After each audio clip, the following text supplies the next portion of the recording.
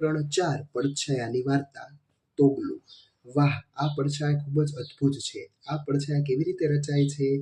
નકુલ અને તેના મિત્રોએ ગામના મેળામાં તોગલું ગોમ્બેતૈયા તરીકે ઓળખાતું એક છાયા નાટક જોયું. તે બધા પડછાયાને જોઈને મોહિત થઈ ગયા. તેઓ પણ પડછાયા બનાવવા માંગતા હતા, તેથી તેઓએ તેમની આંગળીઓથી દિવાલ પર જુદા જુદા પ્રાણીઓના પડછાયા બનાવ્યા. તમે પણ પડછાયા બનાવવાનો પ્રયત્ન કરી શકો છો, અને બાજુમાં આપેલ કેટલાક ઉદાહરણો છે એના પરથી તમારે છે એ આકારો વિવિધ પડછાયાના બનાવવાના રહેશે. ચાલો વાતચીત કરીએ. શું તમે તમારો પોતાનો પડછાયો અથવા ઝાડ, કૂતરા, ગાય અથવા અન્ય કોઈનો પ્રાણીનો પડછાયો જોયો છે? તો કે હા. આપણે ક્યારે પડછાયો જોઈ શકીએ છીએ? કોઈ પણ વસ્તુ પર પ્રકાશ પડવાથી આપણે પડછાયો જોઈ શકીએ છીએ. પડછાયો ક્યારે અદૃશ્ય થઈ જાય? તો કે વસ્તુ પર પ્રકાશ લઈ લેતા જ પડછાયો છે એ અદૃશ્ય થઈ જશે. જો અહીં તમે બેટરી એટલે કે ટોર્ચની મદદથી છે એ પડછાયો છે અલગ અલગ પાડેલો છે. ચાલો, એમાં પહેલો પ્રશ્ન, શું હાથબત્તીની સ્થિતિ બદલાતા પડછાયાનું કદ બદલશે? તો કે હા, પડછાયો નાનો મોટો થશે. દિવસના કયા સમયે તમારો પડછાયો સૌથી લાંબો હોય છે? તો કે સવારે અને સાંજે લાંબો હોય. દિવસના કયા સમયે તમારો પડછાયો ટૂંકો હોય છે? તો કે બપોરે તમારો પડછાયો છે એ ટૂંકો હોય છે. ત્યારબાદ તમારે અનુરેખણ કરવાનું છે. દાખલા તરીકે રબર છે, પાંદડું, દિવાસળી પેટી, પેન્સિલ, અણી કાઢવાનો સંચો, રંગીન સીસા પેન વગેરે છે લેવાનું, અને તમારે એની ફરતે બોર્ડર બનાવવાની છે. એને અનુરેખણ એટલે કે ટ્રેસ કર્યું કહેવાય. વિવિધ આકારોનો તમારે ટ્રેસ કરવાનું છે.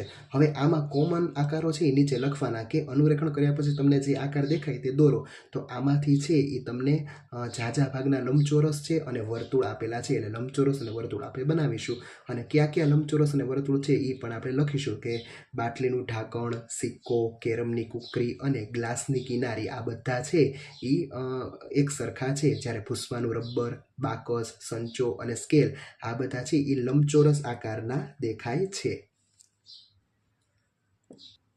ચાલો, એના પછી સંતાકુકડી. વર્તુળ અને લંબચોરસ સંતાકુકડી રમી રહ્યા છે. લંબચોરસ વર્તુળથી છુપાયેલો હોય છે, અને ગોળ છે એટલે કે વર્તુળ ગણે છે 1, 2, 3 એવી રીતે 10 ગણે છે, અને લંબચોરસનો વારો છુપાવવાનો છે, અને એ વિચારે છે કે મારે ક્યાં છુપાવવું જોઈએ? અરે, પગરખાના ખોખામાં હું છુપાઈ જાઉં. એટલે કે આપણા જે ચંપલનું ખોખું હોય એ લંબચોરસ આકારનું હોય એટલા માટે. અને પછી વર્તુળ એમ કે છે હું આવું છું અને પગરખાનું ખોખાની સપાટી જેવું દેખાવું છું, માટે હું એની પાછળ સંતાઈ જઈશ, એવું લંબચોરસ વિચારે છે. ચાલો, તમે ક્યાં છો? શું તમે ફોટો ફ્રેમની પાછળ છો? એવું ગોળ કહે છે. ફરીવાર વર્તુળ કહે છે તમે ક્યાં છો? શું તમે ટીવીની પાછળ છો? કારણ કે ટીવીનો આકાર પણ લંબચોરસ હોય. મેં તમને પકડી લીધા, તમે પગરખાં ખોખાની પાછળ છો. વર્તુળ છે એ પકડી લે છે. હવે લંબચોરસનો વારો આવે છે. એ ગણે છે 1, 2, 3, 4 એમ ગણે છે. પછી ગોળ મારે ક્યાં છુપાવવું જોઈએ? પછી દરવાજાની ઘંટડી વાગી અને ત્રિકોણ, ચોરસ પણ આવ્યા અને રમતમાં જોડાયા. તે બધા હવે સાથે રમી રહ્યા છે. વર્તુળ સંતાઈ શકે છે ઘડિયાળમાં, દડામાં, પછી ટ્રોફીમાં અને લેમ્પમાં. બધા ગોળ છે એટલા માટે. લંબચોરસ સંતાઈ શકે છે પગરખાના ખોખામાં, ફોટો ફ્રેમમાં, ટીવીમાં અને સુટકેસમાં. હવે ત્રિકોણ છે એ ક્યાં સંતાઈ શકે? તો કે ઝુમ્મરમાં અને ચંબુમાં. અને જ્યારે ચોરસ છે એ ક્યાં છુપાઈ શકે? તો કે ફોટો ફ્રેમમાં. ચોરસ ફોટો ફ્રેમ આવે, અને ટીપોય પણ ચોરસ છે એટલે ટીપોયમાં.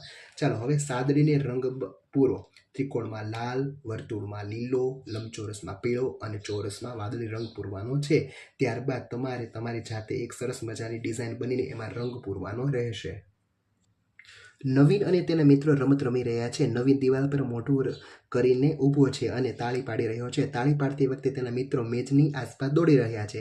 ત્યારે તે તાળી પાડવાનું બંધ કરે છે, ત્યારથી અટકી જાય છે. જે બાળક ખૂણા પર નથી તે રમતની બહાર જશે. ચાલો, હવે આ ખૂણા છે, ખૂણા ઉપર તમારે ઊભું રહેવાનું. કોણ નથી? તો કે વસીમ. વસીમ છે આઉટ ગણાશે. મેજના ખૂણા પાસે ઊભેલા બાળકોનું નામ ઉદિત, નાયરા, સીમા અને પરમજીત. પછી શું તમે કહી શકો કે હવે કોણ તાળી પાડશે? વસીમ, કારણ કે તે આઉટ થઈ ગયો છે. વસીમ ક્યાં ઊભો છે? તો કે મેજની બાજુએ ઊભો છે. શું આ રમત ગોળ મેજની આસપાસ રમી શકાય? ના, ન રમી શકાય, કારણ કે ગોળને ખૂણા ન હોય. આપણી આસપાસની સીધી ધાર ધરાવતી વસ્તુઓના નામ લખો. તો ટેબલ, બેન્ચ અને બોર્ડ. પછી નીચે છે ગોળ ધાર એટલે કે વળેલી ધારવાળા આકારો આપેલા છે. વળેલી ધારવાળી વસ્તુને કેટલા ખૂણા હોય છે? એટલે 0, એટલે કે ના, એક પણ નહીં. ચાલો, સીધી અને વળેલી એમ બંને પ્રકારની ધારવાળા ટોર્ચને હોય, પછી ચમચાને હોય અને ગરણીને પણ હોય. ચાલો પછી ઓરિગામીની મજા.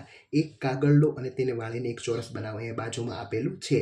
તેને 4 ખૂણા અને 4 ધાર હોય છે. હવે ચિત્રમાં બતાવ્યા પ્રમાણે તે 2 ખૂણાને છે એ તમારે વાળી દેવાનું છે. તો હવે કેવું દેખાય? તો કે ત્રિકોણ દેખાય. એ આકારમાં 3 ખૂણા અને 3 ધાર હોય છે. ચાલો એના પછી ફરીવાર એને છે એ અડધા ભાગમાં વાળો અને પછી ખોલવાનું છે અને ત્રિકોણને બંને ખૂણેથી વાળવાને ત્રિકોણ બનાવવાનો. હવે કેટલા ખૂણા થાય? તો કે 9 ખૂણા થાય અને પછી તમારો કૂતરો તૈયાર છે. શું તમે કાગળને એવી રીતે વાળી શકો જેથી 4 બાજુ વડે આકૃતિ બનાવી શકાય અને તેને કેટલા ખૂણા છે? તો કે 4 ખૂણા હોય. ત્યારબાદ તમારે પેટર્ન બનાવવાની છે, એટલે કે છાપ પાડવાની છે. અહીં જુદા જુદા આકારનો છાપ પાડી દેશો. તમે સિક્કાની છાપ પાડી શકો અને સોડા બોટલના ઢાંકણની છાપ પાડી શકો. અન્ય વસ્તુઓ છે એની છાપ પણ તમે પાડી શકો. ચાલો એના પછી તમારો હાથ બનાવવાનો અને એમાં તમારે મહેંદી દોરવાની છે. નિત્યા પાંદડા સાથે રમી રહી છે અને પેટર્ન બનાવી રહી છે. તમારે પણ છે એ પેટર્નની છાપ છે અહીં બનાવવાની રહેશે. તમારે છાપકામ કરવાનું રહેશે શિક્ષકની મદદથી. નીચેની પેટર્ન આગળ વધારો. સૌપ્રથમ ઉપર તીર, નીચે, ઉપર, નીચે, ઉપર, નીચે, ઉપર, નીચે ક્રમશઃ આગળ વધારવાનું. ચાલો 1 પાંદડી, પછી ફૂલમાં 3 પાંદડી, પછી 5 પાંદડી, 1 પાંદડી, 3, 5, 1, 3 અને 5. ચાલો એના પછી છે એ અર્ધવર્તુળમાં છે એ ગોળ આપેલું છે, અર્ધગોળ. એ તમારે એના છે એ ઉપર નીચે કરીને આગળ વધારવાનું છે. પછી ચોરસ છે એના 4 ભાગ કરેલા છે અને એમાં રંગ પૂરેલો છે, એટલે અમુક પેટર્નમાં તમારે રંગ પણ પૂરવાનો રહેશે. ચાલો એમાં પછી 1 ઉપર નીચે, પછી 2 નીચે ઉપર, એવી રીતના તમારે ક્રમશઃ આગળ વધારવાનું છે. આ પેટર્ન તો તમારે દોરવાની રહેશે. ક ખ, ખ ગ, ગ ઘ, ઘ ચ, ચ છ, એવી રીતના છે એ ક પછી ઊંધો અરીસામાં જોતા કેવો દેખાય એ તમારે દોરવાનો. અને પછી છે એ તમારે ઈંટોની દિવાલ છે એ રંગીન કરવાની રહેશે. ચોથી લાદી પર કૂદકો લગાવે છે. તે ભૂલી ગયો કે હવે પછી ક્યાં કૂદકો મારવો. આગળની લાદી પર તમે વર્તુળ દોરીને તેને મદદ કરી શકો છો. ચાલો 1, 4, 7, 10, 13, 16, 19 અને 22, એટલે કે અહીં તમારે અહીં જેટલા અંક લખેલા છે એના ઉપર તમારે ગોળ કરવાનું રહેશે, કૂદકો લગાવવાનો રહેશે.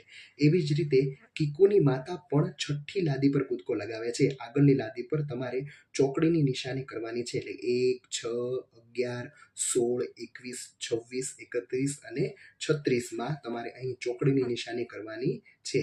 ચાલો એના પછી પેટર્ન 20, 25, 30, 35 અને 40. ચાલો હવે તમારે બધામાં 7 ઉમેરવાના. 7, 14, 21, 28, 35, 42, 49 અને 56. હવે તમારે બધામાં 6 ઉમેરવાના. 1,